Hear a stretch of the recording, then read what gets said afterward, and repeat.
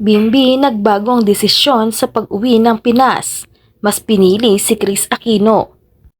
Nitong March 15 na hindi pa muna makakabalik ng Pilipinas ang bunsong anak ni Chris Aquino na si Bimbi dahil gusto nitong nasa tabi siya ng kanyang ina. Matatandaang nabanggit ni Chris na pagkatapos ng kaarawan niya noong February 14 ay babalik na ng bansa ang bunsong anak para mag-showbiz. Ngunit nabago nga ang plano ni Bimbi.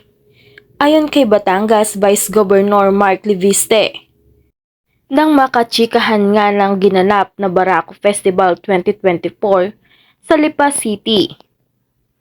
Kinumpirma ito ng handler ni Chris na si Tin Calawod ang Cornerstone Entertainment nang makausap nga sa ginanap na Bona Slim launching kay Moira de la Torre bilang endorser sa Plaza Ibarra, Quezon City. Nagpadala ng mensahe si Bimbi kay Ate Tin, ipinabasa naman niya at binanggit na binatil yung anak ni Chris na, "Hi Ate Tin, I wanna stay muna with Mama."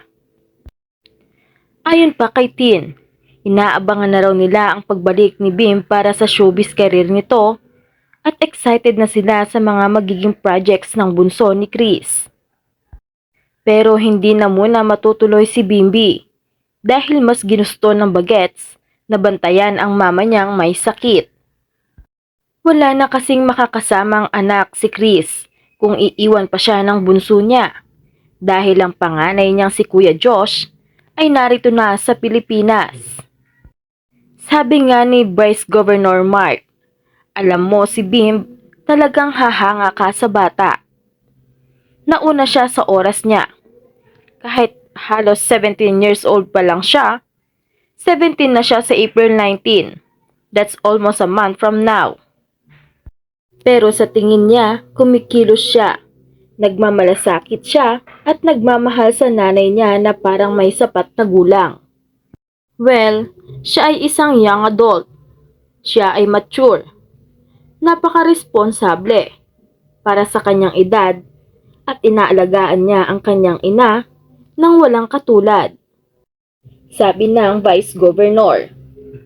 Nagbigay din ng update si Batangas Vice Governor Mark Leviste sa kalagayan ng kanyang girlfriend na si Chris Aquino.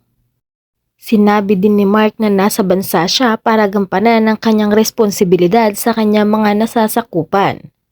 Ngunit babalik siya sa LA kung kinakailangan.